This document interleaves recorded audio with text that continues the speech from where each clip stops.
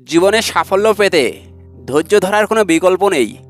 যার ধৈর্য ধারণ করার ক্ষমতা কম, তিনি অধৈর্য হয়ে অনেক সময় সিদ্ধান্ত নিয়ে নেন, তারপরে তার জন্য ক্ষতিকর হয়ে যেতে পারে। অনেক সময় রাগ, হতাশা, ব্যর্থতায় কাবু হয়ে আমরা ধৈর্য হারিয়ে ফেলি।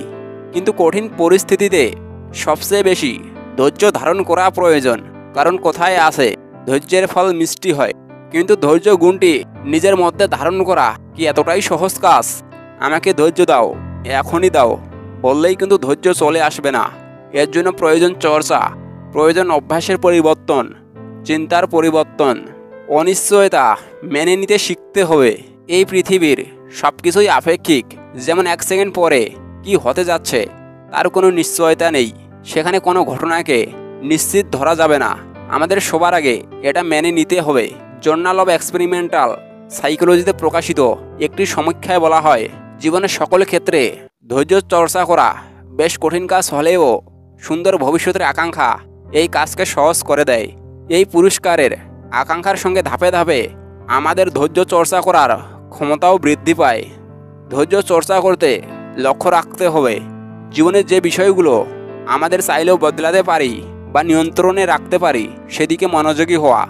যেমন রাগ কমানো, উত্তেজিত হয়ে গেলে চুপ থাকা। যে কোনো পরিস্থিতিতে ইতিবাচক মনোভাব পোষণ করলে অনেক কাজই সহজ হয়ে যায়। এতে ধৈর্য যেমন বাড়ে, তেমনই মানসিক শান্তিও বজায় থাকে। কোনো কিছু মানসিক শান্তি নষ্ট করলে কিংবা পরিস্থিতি আরও জটিল করে ফেললে সেই বিষয় ত্যাগ করার মতো মানসিক শক্তি থাকতে হবে।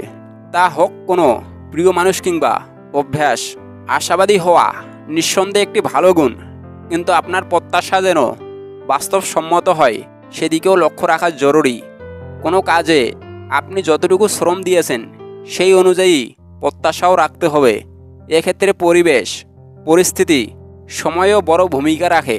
তাই নিজের আশা অনুযায়ী সব ঘটবে এরকম মনোভাব পোষণ করা অনেক সময় নিজের মানসিক সুস্বাস্থ্যের জন্য ক্ষতিকর হয়ে দাঁড়ায়, ধৈর্যহারা হয়ে যেতে পারে।